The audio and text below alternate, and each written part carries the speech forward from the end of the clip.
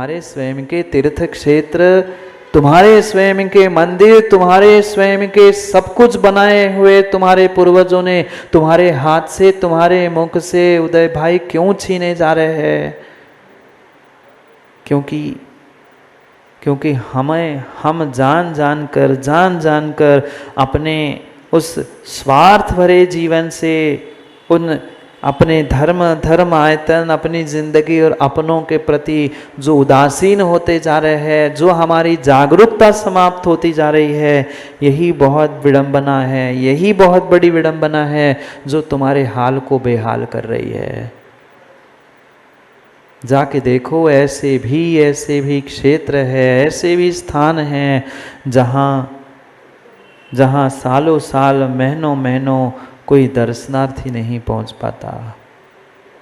कई ऐसे स्थान हैं पर उतनी सोच और उतना नजरिया हमारी जागरूकता से हम बदल कहाँ पा रहे और दुनिया के बाहर के क्षेत्रों की छोड़ दो, हजारों की तादाद में नितिन भाई समाज है नागपुर में। मैंने सुना हजारों घर है नागपुर में। मंदिरों में सैकड़ों आते हैं, अभिषेक में सैकड़ों तो आने चाहिए। 10% कह रहा हूं, हजारों के पर 10% में सैकड़ों भी नहीं, दशकों में भी नहीं। एक समय के अभिषेक पूजन में 10 भी नहीं मिलते। 50 बार फोन लगाने के बाद भी मुश्किल से आदमी 10-15 मिनट ढोंग करके दिखावा करने के लिए धर्म स्थानों में पहुंचता है। क्योंकि आज तक इंसान को अपनी जिंदगी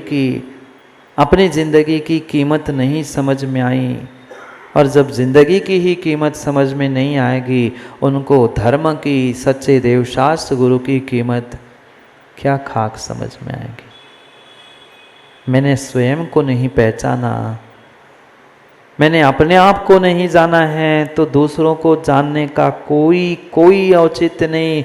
जानना दूसरों को भी होगा, स्वयं को भी होगा, पर मात्र दूसरों में, पर में, बाहर में ही उलझे रहेंगे तो कभी हम अपने आप तक पहुंचने वाले नहीं हैं।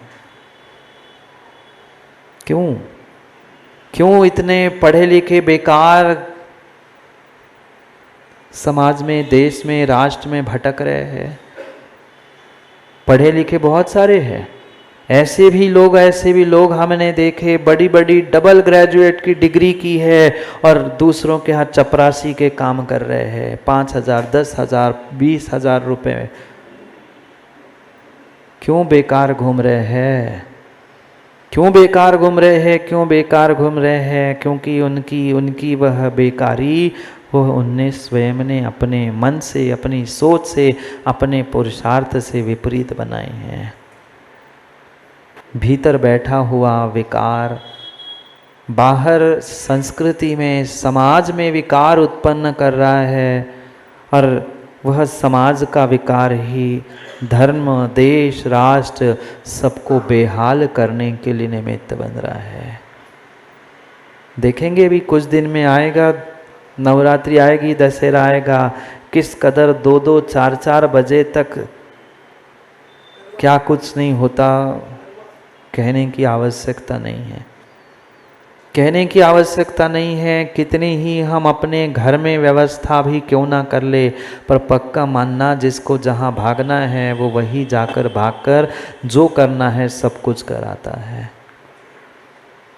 क्या करे, जब 70-60 साल की दादियाँ ही बढ़िया वहाँ डांडिया लेकर गरबा करने चली जाती है, फोटो खींचने के लिए पहुँच जाते हैं, फिर बच्चों को और युवाओं को माँ कौन समझाएगा? फिर रोने बिलखने से काम नहीं होता। बेटियां भाग गई, घर में आहार देने की व्यवस्था नहीं है। ये कहीं न कहीं तुमने जो अपनी स्वयं की हालत बिगाड़ के रखी थी, सोच बिगाड़ के रखी थी, आधुनिक सोच दिखाने के चक्कर में सब समाप्त हो रहा है। सब समाप्त हो रहा है, सब समाप्त हो रहा है। थोड़े से जागरूक हो जाओ अपने धर्म के बारे में। और मैं तो कई बार कह चुका हूँ, धर्म के बारे में हो ना हो, ज्ञानियों अपनी जिंदगी, अपने इंसानियत के बारे में कम से कम जागरूक हो जाओ। इतना तो जिंदगी में एक आध बार तो आपको याद हो कि आप इंसान बने हो, मनुष्य बने हो। धर्मात्मा और परमात्मा बनने की बात मैं कर ही नहीं रहा हूं। आजकल परमात्मा भगवान बनना बहुत आसान है, बहुत बड़ी बात नहीं है।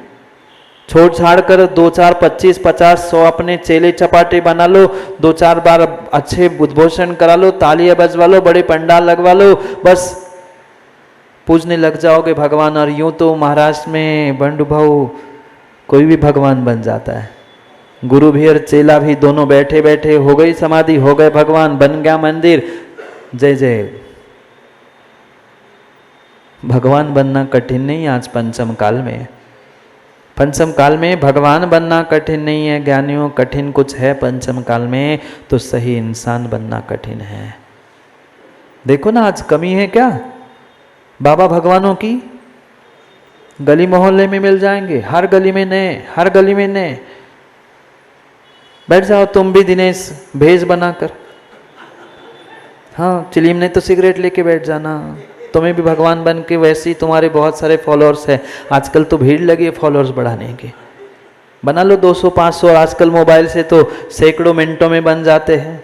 बढ़िया बन जाओ, भगवान पूजने लग जाएंगे। क्या है, भगवान बनना कठिन नहीं है, भगवान बनना कठिन नहीं है। पंचम काल में तो भगवान बनना बिल्कुल भी कठिन नहीं है। कठिन माताओं कुछ है तो आज एक इंसान बनना कठिन है। एक इंसान बनना कठिन है, और इंसान वही बन सकता है जिसको बोध है कि मैं इंसान बना हूँ, मैं मनुष्य बना हूँ, मैं जिनके साथ रह रहा हूँ वह इंसान है, वह मनुष्य है। कितनों को बोध है? कितनों को पता है? 2 हाथ 2 पैर, एक मस्तिष्क और सुंदर कपड़े आभूषण दिखावा करना ये इंसान की पहचान नहीं है। इंसान की पहचान वास्तविकता में इंसानियत से होती है। कितनी मेरे भीतर इंसानियत है? जब मैं ही अपने आप को इंसान नहीं मानने तैयार हूं, हम दूसरों को क्या खाक इंसान मानेंगे? हम क्या उन पे दया करुणा करेंगे और क्या पुरुषार्थ करके क्या दिखावा करेंगे? सोचने विचार करने जैसी बात है। पर समस्या यही है महाराज जी, विचार करने के लिए समय है नहीं है। पछताने के बाद हाथ से मौका और समय निकल जाने के बाद तो पछताते हुए विचार करने वाले तो सैकड़ों है। अरे काश मैं भी ऐसा कर लेता, काश ऐसा मेरे साथ हो जाता। पर बाद में पछतावे से कुछ नहीं होता, बाद में पछतावे से कुछ नहीं होता। पंकज भाई, कई सारे लोग आए शिविर के 3रे 4थे दिन, महाराज अब हमें एंट्री मिलेगी क्या, हमें एंट्री मिलेगी क्या? जब एक एक को कहा जा रहा था तब तो कोई सुनने तैयार नहीं था। ऐसा ही होता है, ऐसा ही होता है। जब मौका आता है, जब मौका आता है तब व्यक्ति भूल जाता है अपने अहंकार में, अपनी ओछी सोच के चक्कर में। और जब समय निकल जाता है तब उसे लगता है अरे यार काश मैं भी कुछ कर लेता, मैं भी कुछ कर लेता। नितिन भाई, कितना ही तुम कहना कि दंपत्ति संस्कार, दंपत्ति संस्कार, दंपत्ति संस्कार, पर जिनका दम निकल चुका है ना, सुबह प्रशंसा जी कह रहे थे, अगर दम निकल गया है तो पत्ती पत्ती के संस्कार होंगे क्या? मैंने कहा नहीं, दम भी चाहिए और पत्ती भी चाहिए तो भी दंपत्ति है। तुम कितने ही कहते रहना, पर पक्का मानना जिसका पुण्य है, जिसका सातिशय पुण्य है, वही निर्ग्रंथ गुरुओं से उन 8 मूल गुणों को धारण करते हुए मंत्रों के माध्यम से मस्तिष्क पर संस्कारों को प्राप्त करेगा। हर किसी के पुण्य की बस की बात है ही नहीं है। जितना चाहे व्हाट्सएप चलाओ, जितने चाहे लोगों से कह लेना, पर पक्का मानना है नियम तो छोटे छोटे बचपन से ही आप पालते आए हैं। पर जब तक गुरु साक्षी पूर्वक माताओं नियम नहीं लिए जाते तब तक वह नियम नहीं कहलाते। जो चाहे आगम ग्रंथ खोल के देख लेना, लिखा तो सब कुछ है। जानते भी बहुत कुछ है पर मानते कुछ भी नहीं है। लिखा बहुत कुछ है, जानते और बहुत कुछ है, पर मानते बोलो कुछ भी नहीं है। आप तो कहते रहो, कहने वाले रोज माइक से सुबह शाम दिन रात कहते रहे, ऐसे व्हाट्सएप आए, ऐसे रील आए तो हम आगे कर लेते। बस लड़ाई झगड़े, कहाँ क्या हो रहा है, कहाँ कौन किसके साथ गलत कर रहा है, सब की जानकारी मेरे पास है, सिवाय अपनी जानकारी के। ना मेरी जान पता है, ना मेरी कारी पता है, पर दुनिया की पूरी जानकारी वह BBC 24/7 से भी आज तक से भी सुपर फास्ट काम है। क्यों माता? वो आज तक, और पहले BBC चलता था, आज तक आज चल रहा है, वो भी फेल हो जाए, पर दुनिया की तंबुत जानकारी, कहाँ क्या हुआ, कहाँ क्या नहीं हुआ, सब कुछ नहीं पता। सब दुनिया का सब पता है, पर मेरे घर में, मेरी जिंदगी में, मेरे अंतरंग में क्या हो रहा है, किसी को कोई नहीं पता। कोई नहीं पता। बाहर के कितने ही हालात सुधर जाए ज्ञानियों, तेरे अंदर के हालात ठीक नहीं है ना, तेरी सोच ठीक नहीं ना, बाहर करोड़ों अरबों भी इकट्ठे करके मर जाना, पर अगली पर्याय के हालात सुधरने वाले नहीं हैं। जब इस पर्याय के नहीं सुधर पाए, आप क्या खाक अगले पर्याय के हालात सुधारने की बात कर रहे हो? आज सब कुछ मिला, मनुष्य पर्याय मिली, धन दौलत नाम शोहरत, सुंदर शरीर मिला, सच्चे देवशास्त्र गुरु, जैन कुल, सब कुछ मिलने के बाद, इतने अच्छे निमित्त मिलने के बाद भी आप अपने हालात को सुधार नहीं पाओगे, हालात को सुधार नहीं पा रहे हैं। अगले भव के लिए, अगले पर्यायों के लिए आप क्या उम्मीद रखते हो? जरूरी नहीं है ज्ञानियों, जरूरी नहीं है अगली पर्याय तुम्हें मनुष्य की ही मिले। जरूरी नहीं है अगली पर्याय मनुष्य की मिले, और धोखे से मिल भी जाए तो जरूरी नहीं है जैन कुल मिले, सच्चे देवशास्त्र गुरु मिले, कोई आवश्यकता नहीं है।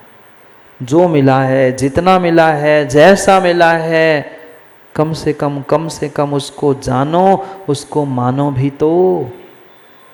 जानने वालों की कमी नहीं है, जानकारी देने वालों की भी कमी नहीं है, पर अपनी स्वयं की जानकारी बहुत विरले लोगों को है। और मुझे अगर मेरी ही जानकारी नहीं है, मेरी ही जान कहाँ है ये पता नहीं है, तो दूसरों की जानकारी मेरे लिए जान हारी ही है, जान लेने वाली ही है। क्या करें? जीव समझना ही नहीं चाहता, सोचना ही नहीं चाहता, विचार ही नहीं करना चाहता कि कितनी मेहनत, कितनी तपस्या करते हुए ये मनुष्य पर्याय तुम्हें मिली है। ये सब साधन पिछले पर्याय की तपस्या के फल के रूप में, पुण्य के मल के रूप में प्राप्त हुए हैं, पर फिर भी जीव विषय, वासना, कसाय, पाप, इन बाहर के ही विकारों में उलझता जा रहा है। जो इन विकारों में उलझकर नियम से भरते जीव विकारी हो रहा है, वो ही जिंदगी में सबसे बड़ा भिखारी है। नहीं, आप लोगों को नहीं कह रहा हूं, आप तो करोड़पति करोड़पति आदमी है। जो विकारी है वह प्रत्येक व्यक्ति भिखारी है। चूड़ी वाले भैया, तरीका मात्र भीख मांगने का बदला है, दूसरा कुछ नहीं बदला।